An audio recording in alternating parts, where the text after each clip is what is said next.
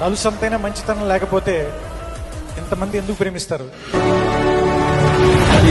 నిశ్శబ్దం పడి ముక్కలవుతున్న భీకర దృశ్యం అలలెగసిన దర్యాల గడి ఆగ్రహేగమై రూపు దాచిన సత్యం ఆగ్రహ పరాయణ